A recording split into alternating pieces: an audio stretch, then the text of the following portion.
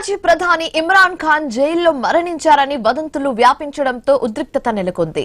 Adiala జైలుపై PTI కార్యకర్తలు దాడి చేశారు.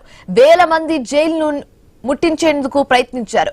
అవినీతి కేసులో 2 ఏళ్లుగా ఇమ్రాన్ ఖాన్ జైలు శిక్ష అనుభవిస్తున్నారు. అడియాలా జైల్లో ఇమ్రాన్ హత్యకు గురైనట్టుగా పాక్ తో పాటు బలూచిస్తాన్, ఆఫ్ఘనిస్తాన్ కు చెందిన సోషల్ మీడియా ఖాతాలో పోస్టులు పెట్టారు. Pak army chief Asim Munir ISI కారణమని ఆరోపించాయి.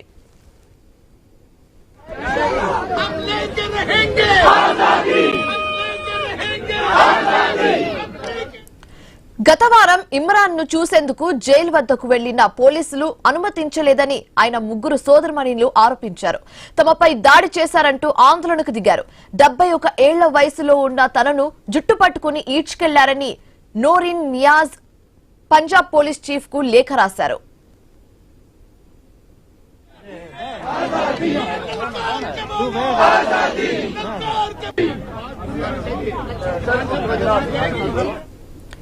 అయితే జూన్ లో కోర్టుకు హాజరైనప్పుడు ఇమ్రాన్ చివరిసారిగా కనిపించారు.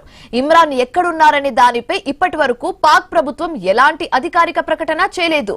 జైల్లో చిత్రహింసలు పెట్టి చంపేశారని బలూచిస్తాన్ విదేశాంగ శాఖ ప్రకటించడం కలకలం రేపుతోంది.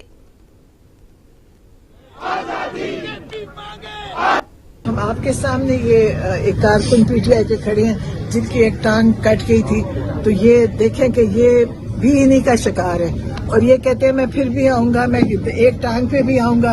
तो ऐसे इमरान खान के पास ये लोग हैं।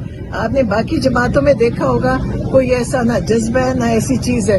वो बिरयानी खाते हैं और चले जाते हैं, पैसे लेते हैं और चले जाते हैं। कभी नहीं हुआ कि वो लोग किसी वजह से किसी लीडर के लिए आए। हम एक नेशन और कौम बन रहे हैं। पाकिस्तान के हर पाकिस्तानी की जिम्मेदारी है कि जुल्म के खिलाफ, नाइंसाफी के खिलाफ स्टैंड ले। कोई भी पाकिस्तानी और किसी भी पाकिस्तानी पर जुल्म हो तो उसका साथ दे।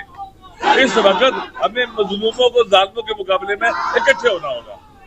जालिम मुट्ठी पर है, मजलूम पाकिस्तान की सबसे बड़ी ताकत है। ये अगर उठेंगे तो जालिमों को छुपने की जगह नहीं मिलेगी। ये आज इतने बंदे हैं, आप ऐसा करेंगे पिछले मंगल से आज ज्यादा है, अगले मंगल को और ज्यादा होंगे और बढ़ेंगे। इसलिए जरूरी है कि इनका हक दिया जाए, मुलाकात करें जाए खान साहब के साथ। और पाकिस्तान का प्राइम